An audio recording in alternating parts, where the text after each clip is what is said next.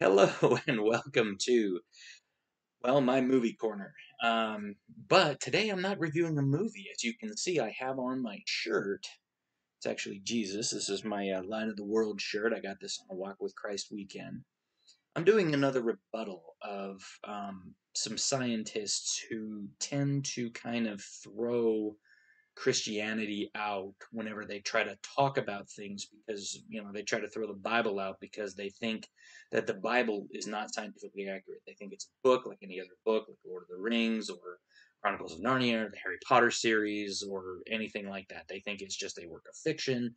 They don't actually think that it's true. Okay. Today, we're going to kind of go through this. And this guy, his name is Professor Dave Explains on YouTube. I'll link the actual video that I got the screenshots. You can see one of them right here. I will link that down in the description below so that you can actually see where this, you can actually go and watch the video. It's about 9 minutes long. It was a rebuttal to a video debate that he did with Kent Hovind. And I just wanted to say a couple things about that debate. First thing I wanted to say was that number one, the moderator was a complete trash. He did not do anything to try to control the debate. Now, generally, if you go back and you watch a lot of Kent Hovind's debates, or even if you just watch debates in general, when they have a really good moderator, they'll say like, okay, so like Kent Hovind, he did this one. There's a very famous one out there where he talks about time, space, and matter. He took on like three professors from some university somewhere, and it was just him. And like he had a little laptop hooked up to a projector, and he would just turn it on and like call up these slides, and he would talk. And the professors were very, very crazy in that one. If you go back and you watch that debate, in fact, I think I'll link that one so that you can kind of see what an actual debate is. Because most of the debates that Ken Hovind engages in online, unless the ones where he posts like a video and then somebody does a response to that, then he does a response to their video, and then it kind of goes back and forth like that. In fact, that's how he actually prefers to do it, because sometimes he wants to be able to pause after somebody makes a point and then try to debunk that point, which is kind of how I debate when I go on YouTube and I talk to people.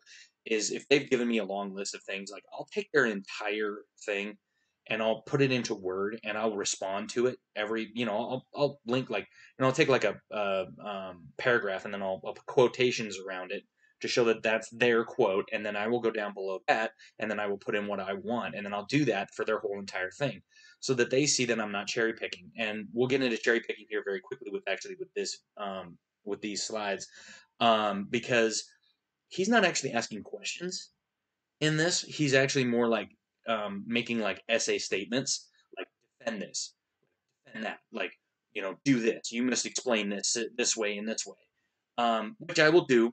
But again, these are not questions in the typical sense because they don't have an interrogative on them. Most what I would say to Professor Davis, if you're going to do this again, then you say, I have some things that I don't understand that I need people to explain to me. Okay, so explain why this is or explain why that is. I don't think that when you come along and you say, I have these questions, and there's no questions, and you were a professor for 10 years, how does that make you how does that make me feel when I look at your page and I go, if these aren't even questions, what was he asking his students? I mean, was he just saying, you need to explain this? Because that's not a question, that's a demand, that's a statement. And even on essay questions, they will have an actual question. And then it will have an actual question, and then it will say, and then at the end, it has an interrogative with a question mark, and then it will say, explain your position and defend your answer, or something like that. You know what I'm saying? So like you write out your answer and then you defend it with some facts and with some data or whatever. And so I think that for this, and when I get to those actual questions, I will maybe try to help rephrase those, and then that way when I post these up, people will see that. So Professor Dave explains. His name is Dave Farina. He graduated from God, I can't remember. He graduated from Minnesota's Carleton College, has a master's in chemistry and science education at California State University. He was full-time position teaching chemistry, biology, and physics at a private school in Hollywood, and substitute teaching in San Francisco Bay Area before transitioning to lecture at a trade university.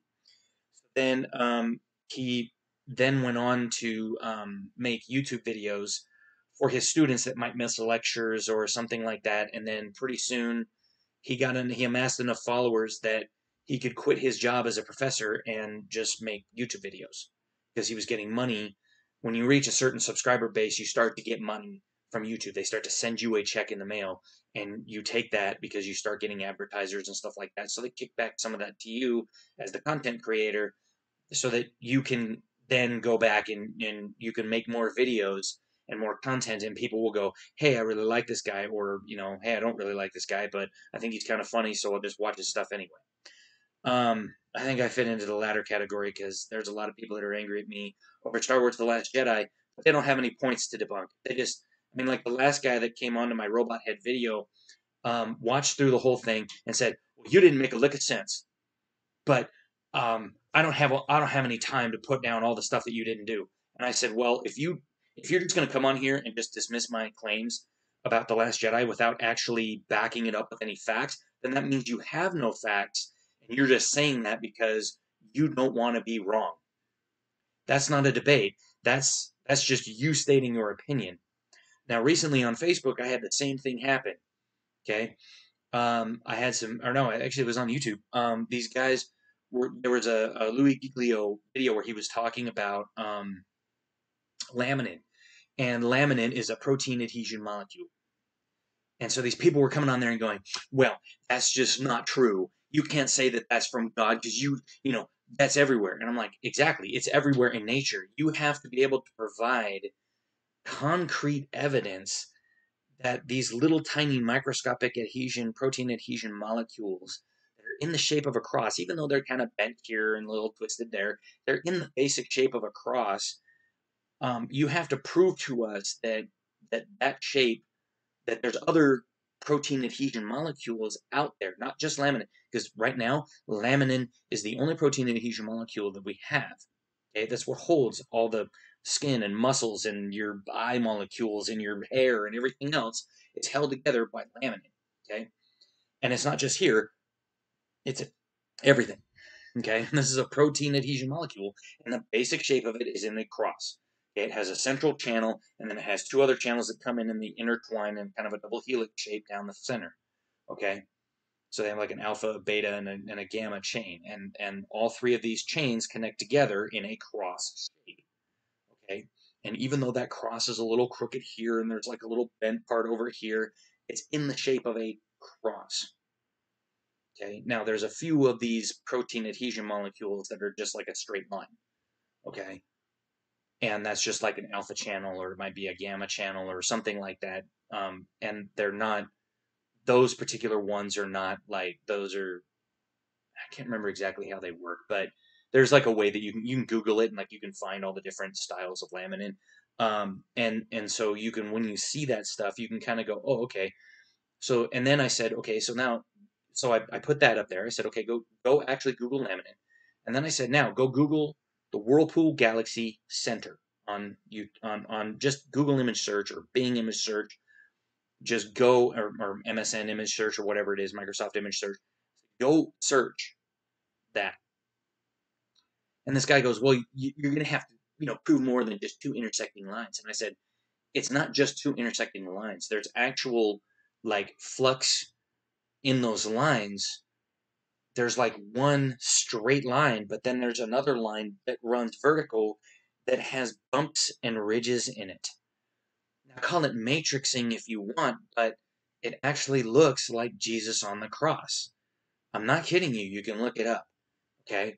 And I said, now you're going to have to find other, galaxies with the same phenomenon in it, or with similar phenomenons, to say, look, see, it's not just a random assortment, or it's just a random assortment of lines in the middle of these galaxies.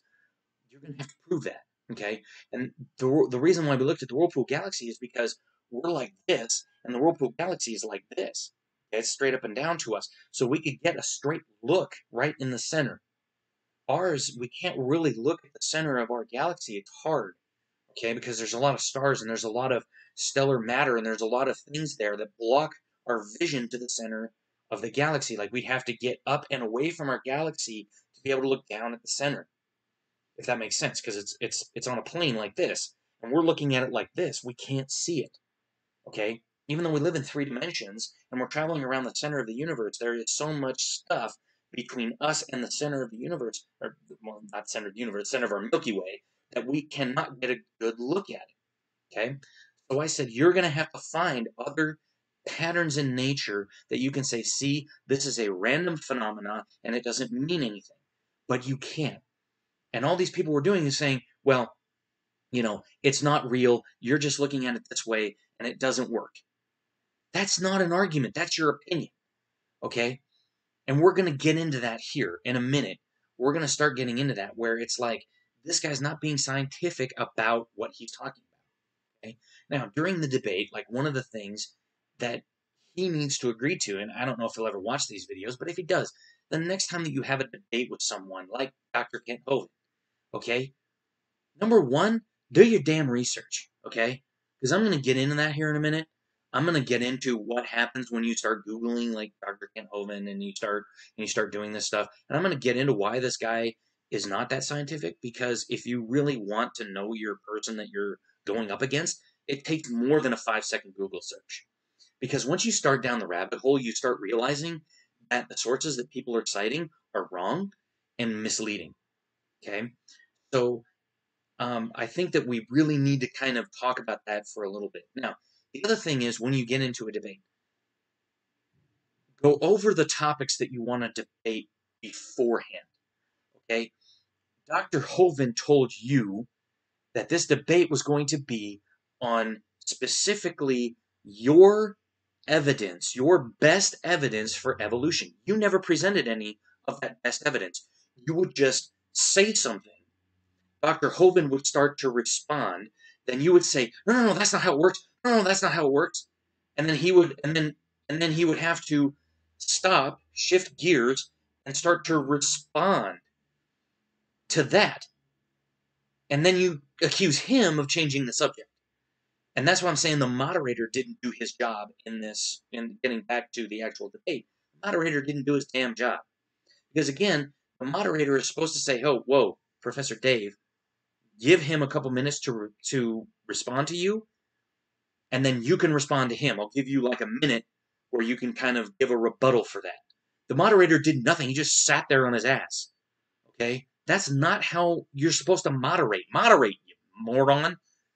But you, Professor Dave, when you give somebody some kind of an evidence, or you give him something, okay, then you have to let them respond before you can come back and say, that's not how it works. Okay? Let them get out everything they want to say. Meanwhile, keep a piece of paper with you. Write down stuff. That's what I do a lot of times. I sit down and I write stuff out. And I say, you know what? This looks like this looks like that. I think this might be this. I write some of this stuff out so that I remember it later, so that when I come back to it, I can say, okay, this is what I wanted to talk about. Okay? Unless I do it right now where I was actually watching the video that I'm responding to, and then I sit down and I go, okay, so this is what I want to talk about. I might as well sit down and do it right now while it's fresh in my mind. Okay? And I would say that, agree to those topics beforehand. So if you want to debate the Bible, then you should say, okay, I'm going to give you my best best evidences for evolution. Okay? But I want to ask questions about the veracity of the Bible. I want to ask questions about certain passages within the Bible and how they relate to modern day, or how they relate to the morality that you guys, say that you have. Okay? Agree to those topics beforehand, because if you're going to debate Kent Hovind, he's a guy that likes structure. He has thousands of PowerPoint slides. And what he does is, when he's doing some kind of a debate, is he'll take certain slides and put them up to the top. Okay? So when you're sitting there and you're trying to switch gears and go to the Bible, all of his Bible slides are way down at the bottom. And that would take him a lot of time. That would eat up time for your debate, for him to scroll through the thousands of slides that he has to be able to put them up on his little monitor that he has sitting right next to him. So for you to sit there and try to shift gears on him and then accuse him of the very same thing that you're doing is very, very misleading. And it is wrong. And that is on you, not Dr. Hovind. Okay? So now that we've said that, let's get into these. Okay? And I'll try to keep these episodes. There's 5 questions here, so I'll probably try to keep these right around about 20 to 30 minutes. I'll do like one question per episode, and I'll kind of like talk each episode, because I think the next, and if I can, I might be able to fit like 2 episodes or like 2 questions in an episode. So I think like this one, since I've been talking for just about 15 minutes now, I think it is. Yeah, I've been talking for about 15 minutes. But I wanted to get some things off my chest, because when I watch this, I just think, dude, you're slimy as hell. And it's funny because he talks about, at the very beginning, he talks about like Dr. Hovind is doing these things, okay, to get your money, while Professor Dave is selling merch right below his freaking video. And it's like, dude, you're doing the same thing. Literally, you're doing the same thing. You have no evidences for evolution, yet you are doing the exact same thing that Dr. Hovind is doing. And you're accusing him of being slimy? Doesn't that seem like kind of a hypocritical thing to say? Okay? I mean, it's like he tells people that they don't have to. Like, I've watched all of his debates, I've watched a lot of his things. I have never sent him a dime. Okay? I support him without really supporting him, because he'll get money from YouTube for his videos, because I don't think his videos have ever been demonetized. Okay? So honestly, dude, I think you need to chill the F out right now, okay, about this, because I think when I get done with this, if this doesn't convince you of anything, nothing will. Because honestly, at this point, I think you are so steeped in macroevolution crap that you're just as bad as Richard Dawkins, and you are becoming one of the cardinals of the evolutionary church, because you don't have anything to back up your claims. And I'm going to be asking you some questions and your followers some questions that I think you need to come up with the answer with, and your other fellows in the scientific world that are going out and peddling this stuff. Okay? So let's get into this. He's going to talk, this first question, again, I use the term loosely, of course. This first question says, your alleged 6,000-year-old age of the earth is derived exclusively from the Bible, as is the basis for your notion of morality. So let us examine the validity of this document as a source of facts and moral teachings. So the 6,000-year age of the Bible is because it's about 4,000 years from, basically from Adam all the way down to the birth of Christ. Okay, so we take the birth of Christ at around about 4 BC, and then we backtrack that up through the Bible, up through Moses, up through Adam, and we arrive at approximately 4,000 years. Okay, because Adam lived so many years, and then Seth lived so many years, and so we can track that on a timeline. Like, people have actually written out whole timelines of like when God created the earth. Now, there's a notion of, was there, some Christians are kind of split. There's some people that believe in the literal 6-day creation.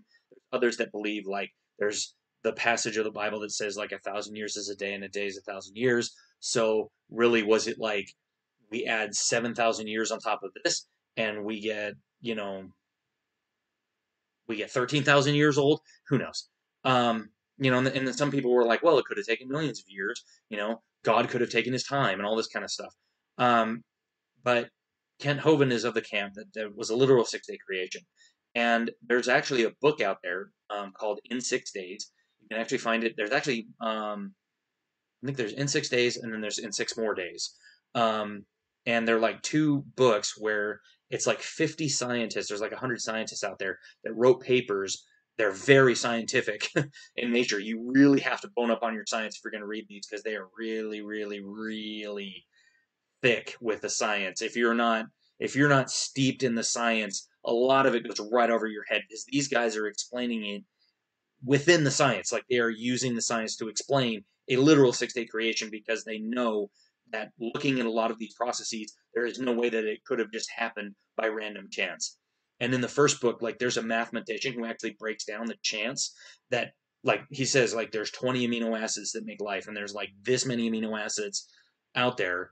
And so for these 20 to like come and have to form into the correct sequence just to create the first protein chains are thousands of amino acids long. So for these 20 to jump down and get into these, you would have to have like this many, you know, like the chance was like this, and then there's a ton of zeros behind it. I mean, he calculated the whole thing, and it was like I sat there and like reading this thing. I'm like, wow.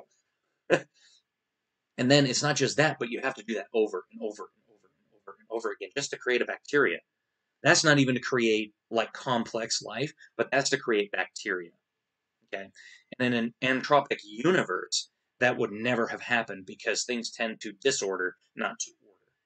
Okay. So that was kind of the whole thing. So let's jump into these passages now. So basically, what he's saying here is he talks about these three passages. Okay.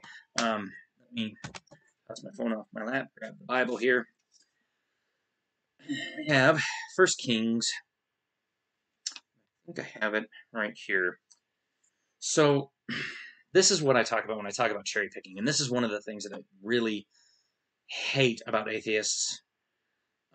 Is they accuse us of cherry picking, but usually, like when somebody in Christianity uses a verse, 90% of the people within Christianity understand where that verse is and what the meaning behind that verse is. And if that person isn't using that verse in the correct way, it will be pointed out to them. Okay. There was a sect of some Christians who were out there, and I'm not kidding you, they were like handling snakes because some passage in the Bible said, from Jesus said, like, you can handle serpents without any problems or some bullshit like that. I don't know what it was.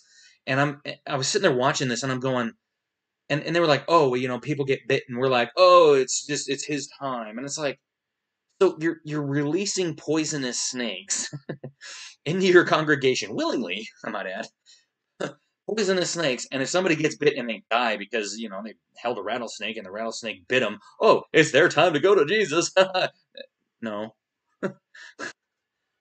Why would you say that? Why would you think that was okay? See, and this is where we as Christians, we don't condone certain behaviors.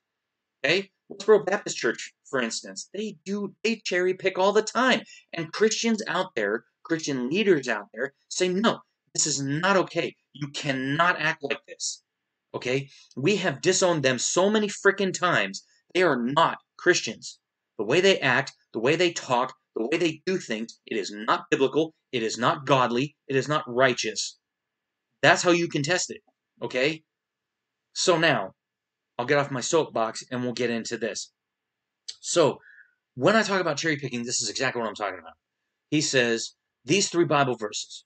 Okay, 1 Kings 7:23, and he made a molten sea, 10 cubits from the one brim to the other. It was round all about, and his height was 5 cubits, and a line 30 cubits did compass it round about. Now, if you go back and you look at the context, we always call it the 20-20 rule. Okay, you look 20 verses before, you look 20 verses after. Now, in this case, we already know what passage this is from because it's 1 Kings 7. This is the details of Solomon's buildings. So Solomon was the daughter of David and Bathsheba. Okay?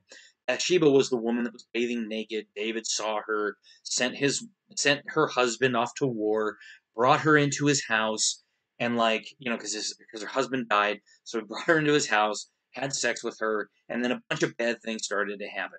Okay? And some of David's other children were not fit to lead because they did questionable things. A lot of people says that the Bible condones incest and rape and all this other garbage, and they use those verses to try to justify it. It doesn't, okay?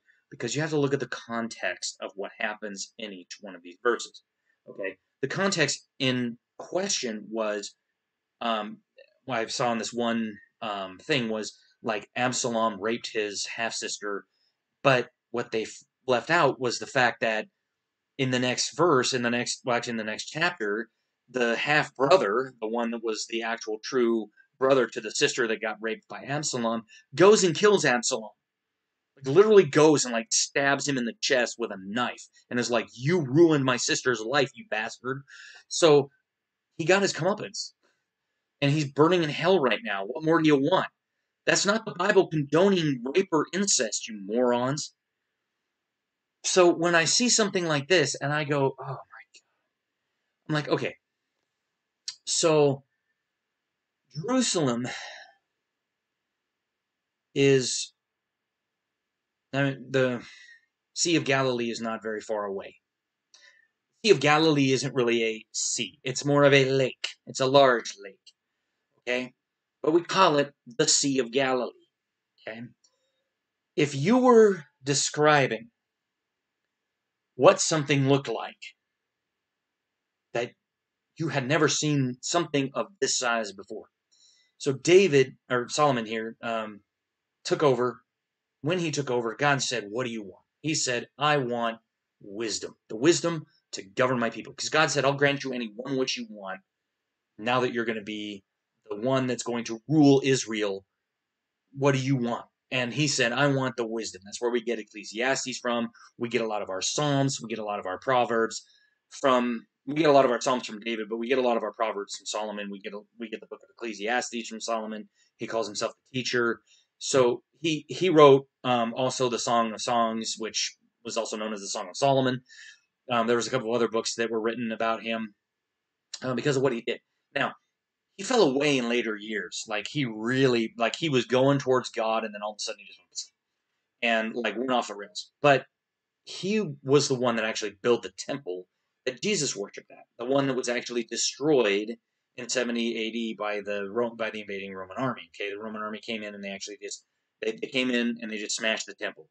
Okay, and it was actually foretold that this would happen, and then the new temple would herald the beginning of the end times when that is built. That's one of the prophecies that is fulfilled, is that the Jews will be getting a temple, and the desolation, or the abomination of desolation, also known as the Antichrist, will come in and proclaim himself God um, and like defile and profane the name of God and defile the temple.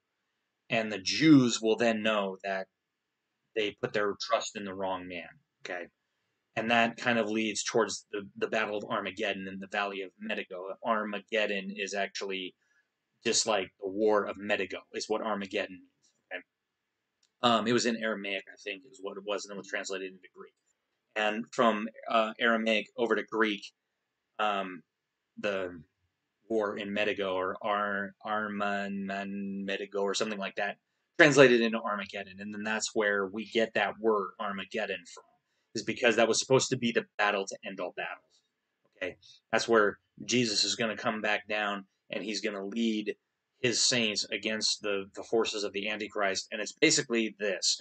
He just walks up to Satan and throws him in the lake of fire and says, okay, I get to judge you. So you might want to check your side.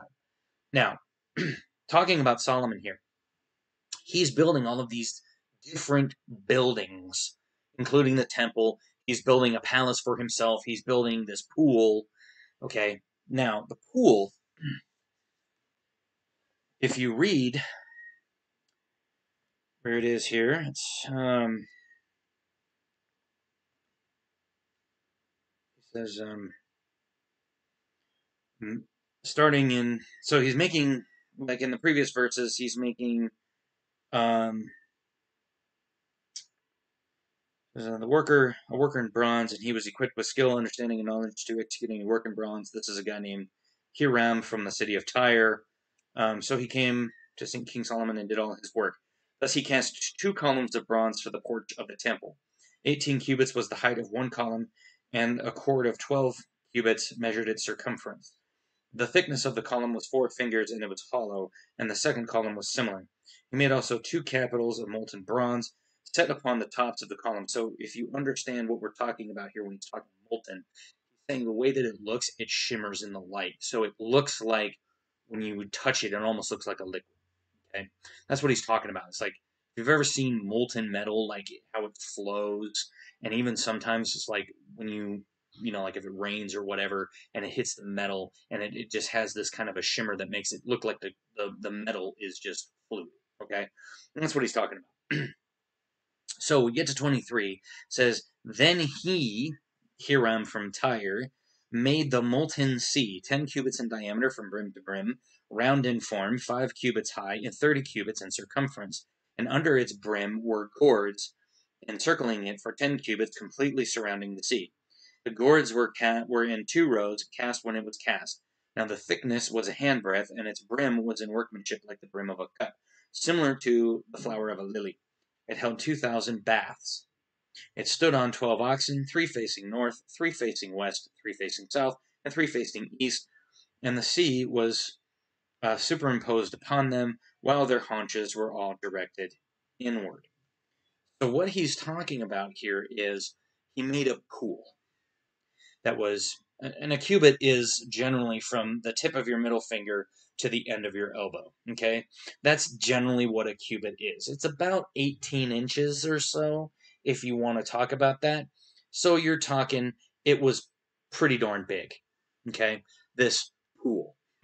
Okay, because it was 30 cubits in circumference. It was a hand's breadth, which is generally like your hand laid out like this. It was a hand's breadth across. That's actually pretty darn big. Okay, and it was 5 cubits high. So it was half the diameter high. Okay, and it was 30 cubits in circumference. That's big. And it held 2,000 baths.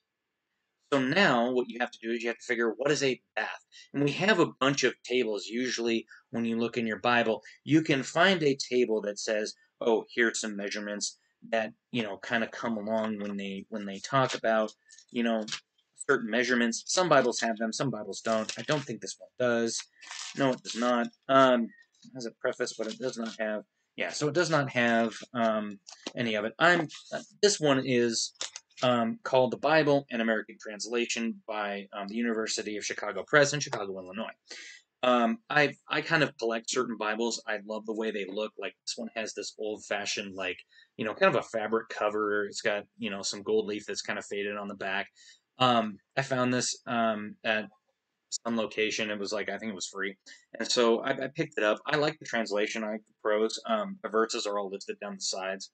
I really like it. But anyway, so when he's talking about the molten sea here, he's actually talking about a bronze pool, okay? That when you put the water in, it looks like it's literally liquid bronze, okay?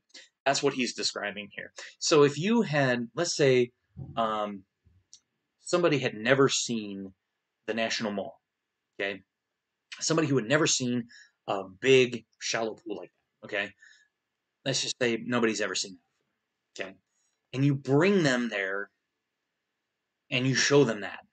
What are they going to call it? Well, they're probably going to call it like a lake or like a sea because it's so gigantic. I mean, if you're thinking the National Mall, I mean, that pool is, and that reflecting pool is huge, okay? Even though it's only like, like knee deep, okay? But it's big, it's long, it's wide, and it's full of water.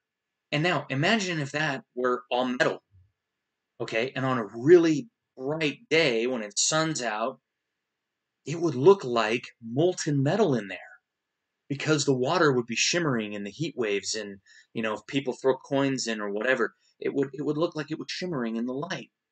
It would look like it was molten. People would look at it and they would go, wow, it's a molten sea. It's a molten lake. That's what this guy's describing. He's never seen a pool this big. And he's trying to describe it. He's like, oh my God, this thing is huge. It is a molten sea. Okay? That's all it is. This guy doesn't understand that. And that's why he's doing that, is because, again, he's thinking it's a literal sea. It's not. It's a pool. Read your Bible, dude. Don't just cherry pick. I'm sick and tired of this crap. Okay. Then I think we go to, let me see here. Leviticus 25:44. So for people who don't know, so the 5 books of Moses, the Pentateuch is what it's called. The 5 books of Moses were written, generally acknowledged as being written by Moses, to kind of chronicle the origin of the world, the origin of sin, and kind of how we got to the point at which Moses enters the story, if that makes sense. Okay, so that was the book of Genesis. And then Exodus is everything from Moses' time on to when they start to cross Jericho, because of some of the things that happened where you had Caleb and Joshua who came back from the promised land and were like, dude, it's there. And Moses was like, we're not going, because the other guys said that it's like there's all these giants in the land and there's all these other people, and God said, because of your faithlessness in me, you won't see the promised land. You will die, and this current generation will die. But Caleb and Joshua will live to see the promised land. And they did. Okay, Joshua led the battle of Jericho, and Caleb was right there with them, and he beat back some other people. So there was a lot of different, things that happened there. So Leviticus is one of the 5 books of Moses, and it's Genesis, Exodus, and then Leviticus.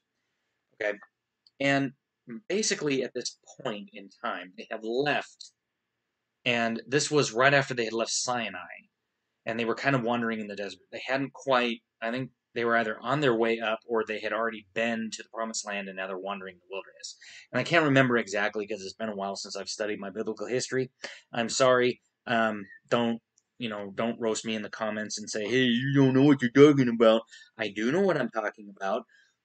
The problem is when you start to get to, this level of pettiness, okay, it's hard to keep up with these people when they're talking about this kind of stuff. So basically, at this point, slavery in the older world was a lot different than it was in our time. Most slavery in the Bible was bondservantship, which was you needed money. So you borrowed money from your wealthy neighbor. To pay it back, you worked for that wealthy neighbor for years. Now, when the people of Israel left Egypt because of the plagues that had happened, because of the things that had happened, there were actual Egyptian slaves that left with them. Okay, they actually pledged themselves. They actually were like, "Take me with you as a slave because I saw what happened, and I don't want to. I don't want to experience that ever again. So I'm going to follow you and find out what this God is and why." And so they actually pledged themselves as slaves. And so a lot of what this kind of stuff was dealing with slavery. Now, if we look at verse 35, starting verse 35 of Leviticus 25, says, if a fellow countryman of yours becomes poor, so that his ability to meet his obligation with you fails, and you force on him the status of resident alien or a serf, and he lives under you, take no interest from him in money or in kind, but stand in awe of your God while your countryman lives under you. You must not lend him your money at interest, nor give him your food for a return, since I, the Lord, am your God, who brought you out of the land of Egypt to give you the land of Canaan and be your God.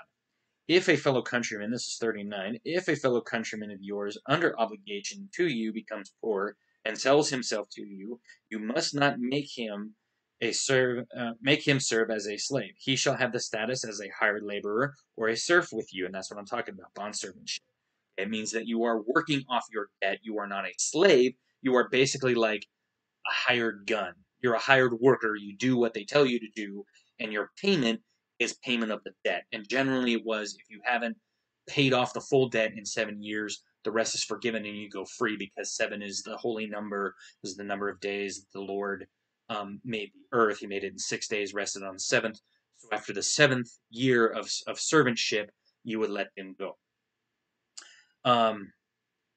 Until the year of Jubilee, which is the 7th year, when he shall be released from your service, along with his children, and return to his own family, and return to its ancestral property, because they are my slaves, whom I brought out of the land of Egypt. They must not be sold as slaves. This is verse 41. You must not exert, this is 42. You must not exert your authority over him harshly, but stand in awe of your God.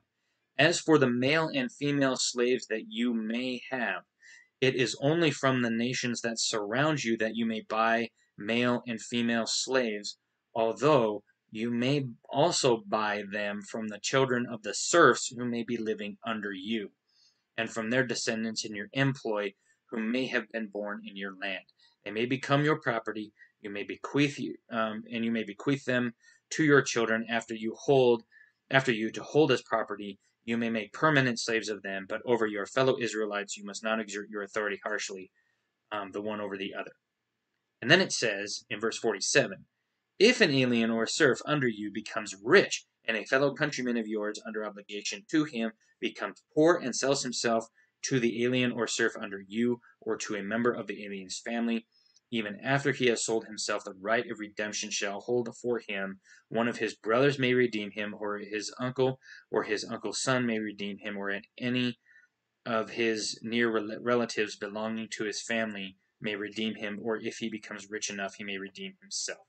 So basically what this is basically saying is that, for Leviticus anyway, is that in this particular passage, okay, the Israelites had come out of slavery. And basically what the Lord was saying was, if your fellow Israelites have to pledge themselves to you, you cannot own them or treat them as a slave.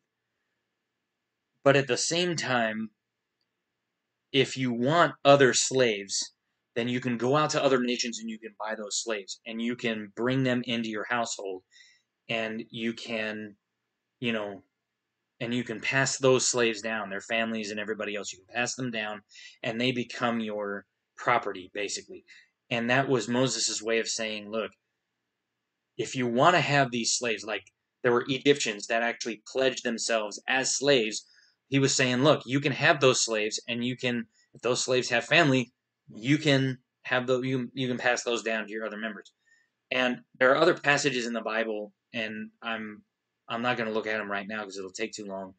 And I'm already at like 40 minutes anyway, because I did talk for a long time at the beginning. And that's why I'm saying, like, the rest of these are probably, I'm going to try to keep around 30 minutes.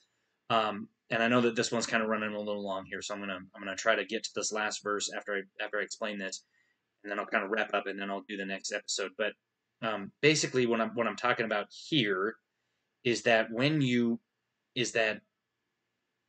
these were slaves, and basically the Israelites were saying, what are we supposed to do with these people? They're pledging themselves to us. How do we treat them? And so Moses was saying, look, your fellow countrymen, you cannot serve as slaves. You have to serve them as hired people. But these people you can buy and sell as slaves if you want.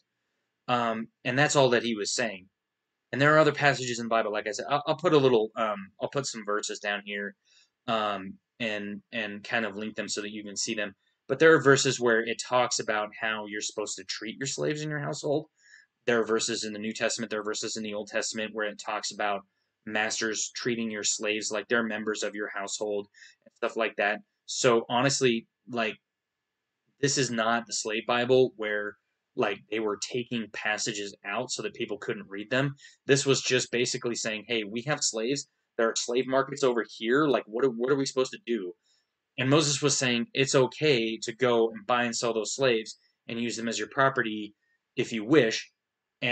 But if they become rich under you and they take on servants, then you can treat those servants as members of your household, as like hired guns.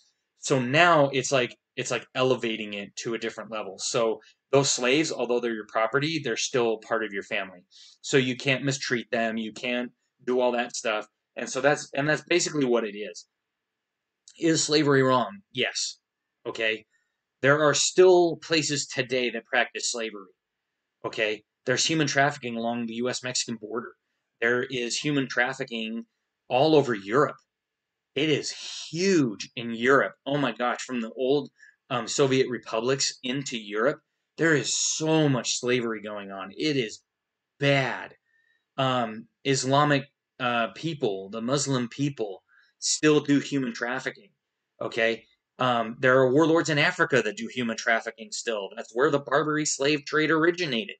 Okay, is why we call it the Barbary slave trade, because it was on the Barbary coast of Africa. That's where we got the slaves. We basically brought guns, we brought rum, and we said, hey, we just want some people. And they went, okay, and they went to the nearest villages, and they rounded up everybody they could, and marched them over to the ships, and then they stacked them like cordwood. Was it wrong? Hell yes. Okay? Because it wasn't this. It wasn't this. Don't confuse this with what was going on then. And that's the problem with these people. They think that this kind of slavery was what was going on in the 1800s. And it's not. I went to the International Bible Museum, and on display, and I didn't know this because they didn't teach it in fucking school, they had an actual slave Bible exhibit. And it was interesting to see because they had cut out all of the passages in the Old and New Testament talking about slaves breaking their chains, I mean, it was even just Jesus saying, break the chain of, of the slavery to sin. They even took that out because they didn't want the slaves in the South to get any notions that they might have some kind of freedom. How fucked up is that? Oh my God, can you believe that? I cannot believe that people would do that. That is low, okay? That is low. And that is wrong, okay? So now, let's go to the last passage here, because this one is a doozy and a half. All right, Numbers, I think, Numbers 31, no, okay, 31:17, all right. Okay, I remember this one now. So, here's what happened. So, during their 40-year exile, okay, there was a guy who came after, and I'm trying to remember exactly where the passage was. But basically, in one of the previous chapters of Numbers, there was, so Numbers is kind of like a census, and interspersed in there were events that happened during this time. And one of the guys, his name was Midian. He was a king of one of the surrounding areas, and he had raided the Israelites, killed a bunch of people, took a bunch of women, took them all back. And Moses went to God and said, "Hey, when can we do this?" And God said, "I'll let you know." Okay, so we get to Numbers 31, and like I said, I'll put the little passage down here where the original Midian attacked, and then basically what happens is there came a time. It says, then the Lord said to Moses. So basically,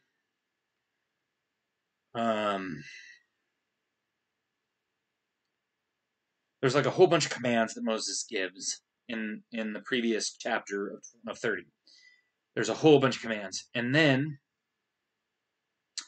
when you look at some of those, it's talking about like here's like different ways. Like here's how like if a man does this, this happens. If a woman does this, this happens. Marriage, this is this way. Blah blah blah. Okay. Then he gets to 31. It says, "Then the Lord said to Moses, Avenge the Israelites on the Midianites, after which you shall be gathered to your fathers." So Moses commanded the people. Now, this is important because this is where we're going to get to. Okay? So basically, Moses commanded the people, said, "Choose the best of your number as an army to serve against Midian, to execute the Lord's vengeance on the Midianites, selecting for the army 1,000 from each all of the tribes of Israel." So they would have 12,000 because there's 12 tribes. So they have 12,000 Israelites that were going to go to Midian, and they were going to basically like attack Midian because he came, like I said, he came and attacked the Israelites in a previous passage. And so, they were like, "Hey, when can we go do this?" And Moses was like, "All right, Lord, the people are kind of asking me, when can they do this?" And he goes, "Okay, here you go." And then he said, so 1,000 per tribe were furnished with the clans of Israel, 12,000 picked troops. And Moses sent them to war, 1,000 from each of the tribes, together with Phinehas, the son of Eleazar, as priest for the army, with the sacred objects and the alarm trumpets in his hand.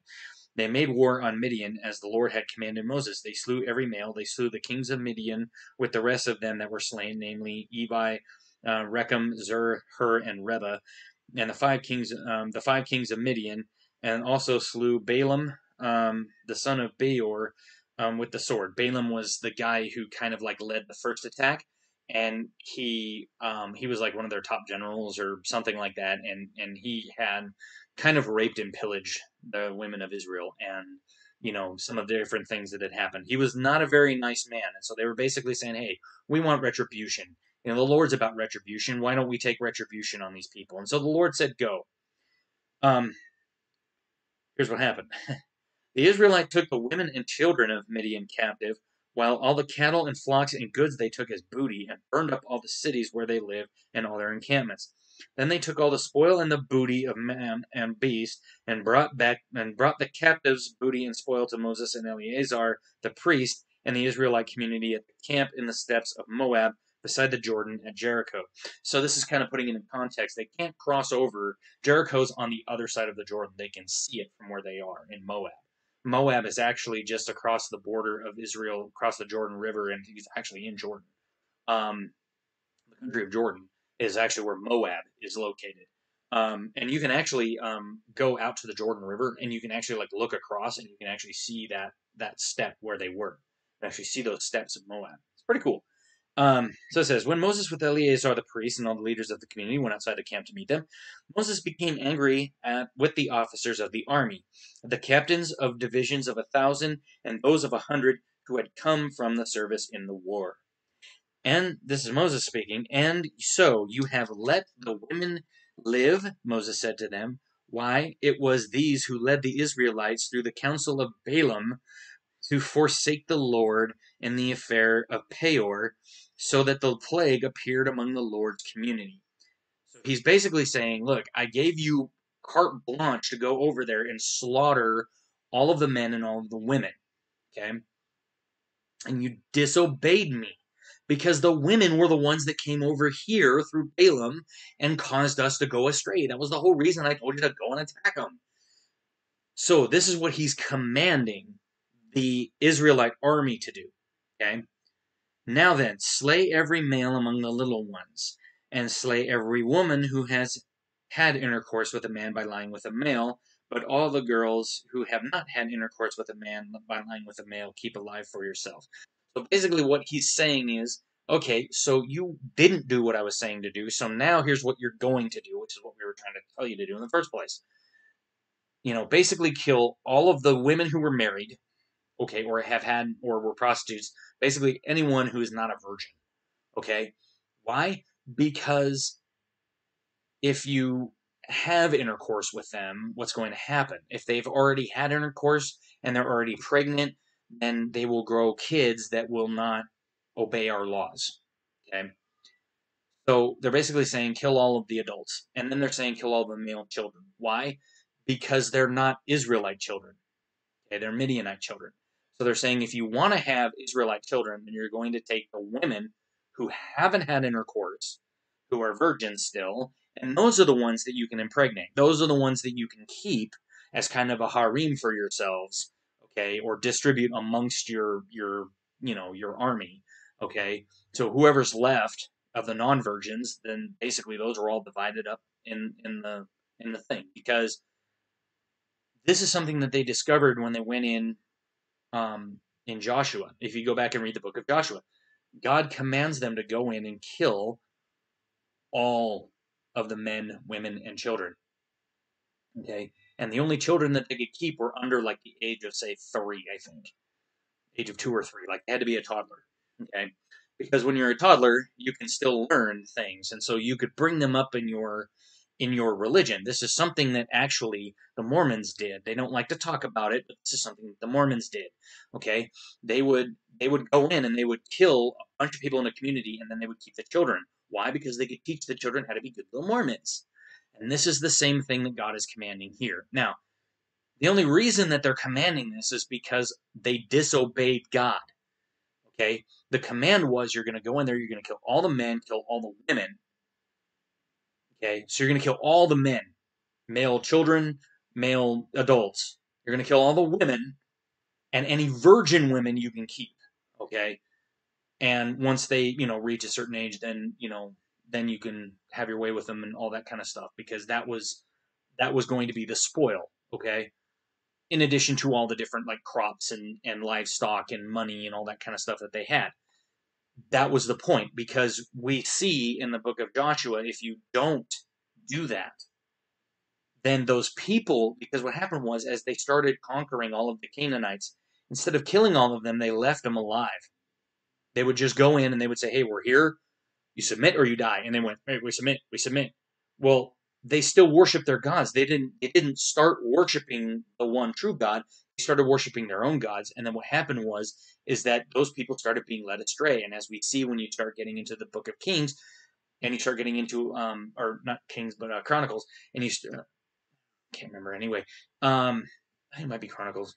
Anyway, it's when Elijah, the prophet, goes up on Mount Carmel, and there's all these priests of Baal. Well, Baal was a god worshipped by the ancient Canaanites. Okay, and he was an idol, and God was basically saying, and he was saying, like, guys, you are here because you refuse to follow my commands. Don't you get it? You sinned, and now you're paying the price. Because they had to kill all of the priests of Baal. There was like 400 priests of Baal. And they had to kill them all. Okay? Because they refused to do what the Lord commanded. And that's what Moses is saying here. So this guy is going to say, well, how is this relevant, relevant to modern day? It's relevant to modern day to say, hey, you don't do what the Lord says, he's going to make you do something that's very uncomfortable. Okay? And it sucks. Now, about the slavery thing, how is it relevant today? Well, it's relevant because we can learn from that. Okay? We can learn that it says if you have somebody in your service, you treat them like a member of your family. Okay? And then that doesn't matter what service you're in. It doesn't matter what you're doing, because even though we're trading, like, let's say I'm working for Walmart, okay? I'm trading my time for monetary gain. Okay? I am a slave to Walmart for their money, for the money that they make, so they can put some money in my hands so that I can go out and buy other goods and services. Okay? And so I am essentially a slave to them, because they say, you have to be here at 8 a.m. I be there at 8 a.m. and then I leave it. And then they say, okay, you can leave at 1 p.m. or whatever. Doesn't matter what the hours are, but you know what I'm saying. Okay, I have to be there and I have to do the jobs that they tell me to do. The problem is when you start acting like, oh, high and mighty, it's like, no, the slavery passage that we talked about, it applies to modern day, because it's, you have to treat all of the slaves that you have as if they are members of your family. So how you treat the people at work is probably generally how you're going to treat your family at home. Now, sometimes that isn't true, but sometimes it is, okay? And I pity people. I've had bad bosses in my lifetime, and when I've been a boss, I have tried to act as if that person were a member of my family, as if they were a brother, a sister, a child, whatever. It doesn't matter. I've tried to treat those people as if they were members of my family, and I have tried to coach them thus, okay? The way that I would teach my children, should I have any. I don't, but, that's what I'm saying, okay? So my problem is that here again, you have people that cherry pick fucking verses. They don't know what the fuck they're talking about, and I'm getting sick and tired of it. Okay? Stop it. I'm putting it out there now. Stop your crap. It's not working anymore. Okay? So I know I've been talking. I said I was going to wrap it up. I know I've been talking for almost an hour now. I might just go ahead and split it into 2 episodes. And what I'll do is I'll just kind of like just insert a break, and then I'll just like take that, and then I'll just put it in a separate file and make it like 2 30-minute episodes, because I've been going for almost like 58 minutes now. So, I don't know what else to say about this. Okay. These atheists do this all the time. They come out and they cherry pick these verses. And what you have to do is you have to deconstruct their argument. Okay. And you have to tell them that what they're seeing isn't what they're actually reading, because they're not actually reading it. What they're doing is they have their brain on this mode of like, oh, I need to pick something that looks suspicious. Oh, look at that. See, that looks suspicious. And then they pull it out and then they put it in there. It's no different as if I were to go and take like, use the Force, Luke, Obi-Wan said in his helmet. I could be talking about any number of passages in any number of Star Wars books, comics, movies, what have you. Context matters. Okay? And if I sit there with use the Force and I say, see, this is paganism. This is a prime example of paganism because Obi-Wan is trying to get Luke into a cult. You'd say, what the fuck are you talking about, dude? Like, all he's saying is use the Force. And if you take it in the larger context of, like, say, episode 4, where, he's telling Luke to use the Force to blow up the Death Star because the Empire was evil, because they blew up a planet full of innocent civilians, well, context matters. Because now my context of what I was trying to say doesn't make any sense. And that's the same thing here. Okay? So stop it. We're done with that. Okay? So I will see you in episode 3, and I'll just put like a little break, and then I'll just put like a little subtitle in that says "Welcome to episode 2," and I'll just go from there. I've done that before because sometimes I go a little long. I tend to do that. My bad. So anyway, my name is Russ. This has been Professor Dave Explains Rebuttal from Dr. Kent Hovind's point of view, from a thing that he did with Dr. Hovind. And I will go ahead and see you in episode 3.